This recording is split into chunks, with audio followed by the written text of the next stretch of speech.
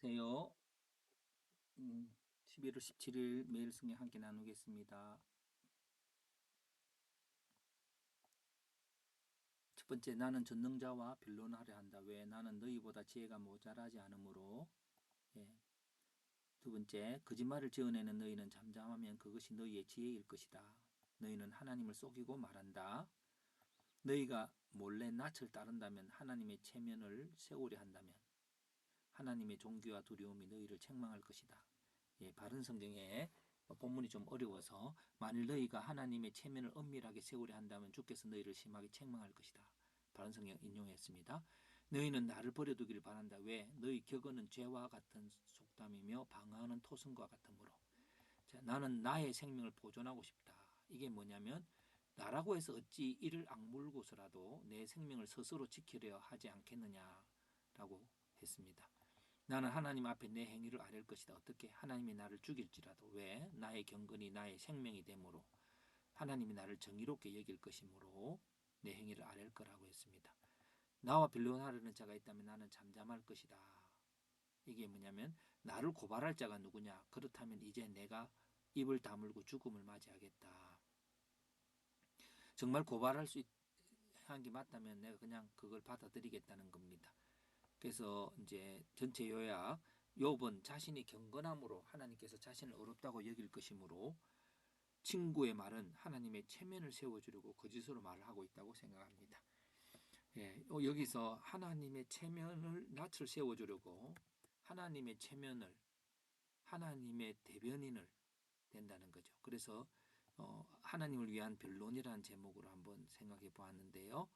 변론자는 욥의 친구고 변론의 주제는 욥은 하나님 앞에 의로워야 한다는 것이고요. 변론의 내용은 하나님은 욥이 경건하게 살기 원함으로 어, 하나님을 위해서 욥에게 경건하게 살라고 말했다. 왜냐하면 욥은 경건하게 살지 않아서 하나님의 징계 곧 고난을 받고 있기 때문입니다. 자, 변론의 결과는 욥은 자신도 하나님과 변론할 것이라고 했습니다. 예, 정말 고발할 것이 있으면 자신은 스스로 죽을 수 있다고 자신만만합니다. 그래서 나를 내버려 두라고 나는 틀리지 않았으니까.